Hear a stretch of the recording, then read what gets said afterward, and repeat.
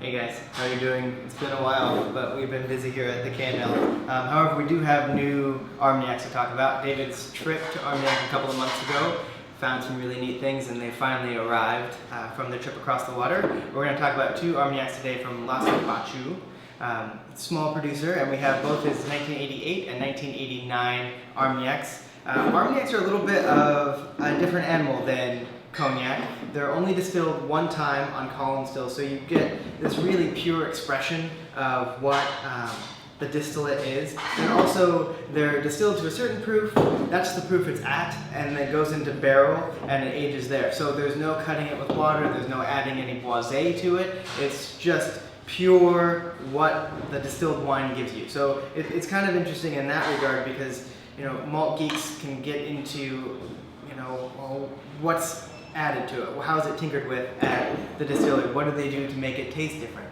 Nothing here. This is just what came out of the still, went into the barrel, and then came into the bottle. And so it's kind of a cross, you know, it's a good, interesting spirit for bourbon drinkers because it has some of the same characteristics. It's not as rich. It's never going to be as rich and big as bourbon. But it does have that same kind of wood influence, some of that caramel and vanilla notes to it. However, I think it's going to be really interesting, really elegant, and really kind of intriguing because there's so much to pull from them. So we have two. We have the 89, which I think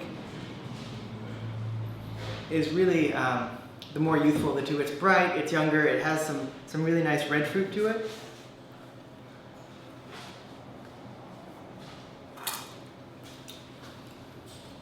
Lots of persimmon notes to me. It's got that kind of Christmas spice. So my grandmother makes these great persimmon cookies from a tree in her yard, and she adds some nutmeg and some mace to it.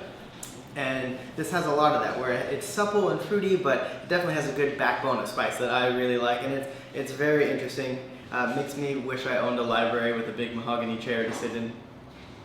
So that, I think the 89 is quite good. If you're a fan of higher rye bourbons, I think that would be right up your alley. It's got that same kind of rye spice to it. So fans of Four Roses or anything high rye from Heaven Hill, right up your alley. And now we have the 88, which I think is a bit richer and a little bit, you know, softer and more supple, and in bourbon parlance, more closely related to a high wheat or wheated bourbon. We've been tasting a lot of wheated bourbons here lately, and they're a lot of fun, but it's more richness and more kind of luxuriousness to it.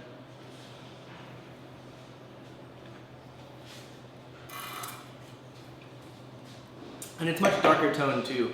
Lots of kind of deep wood notes, as well as some caramel and some toffee, kind of a little bit of nuttiness. It's sort of like almond roca in a bottle. So if you like the richer side of things, I would definitely suggest the 1988. If you like something a little bit more youthful and young and spicy, I would do some 89. But Armagnac is a lot of fun. David had a great time, was really excited coming home, talking about it, got us really excited about it. So come in and try a couple of these. They're a lot of fun, and I hope you enjoy them as much as we do.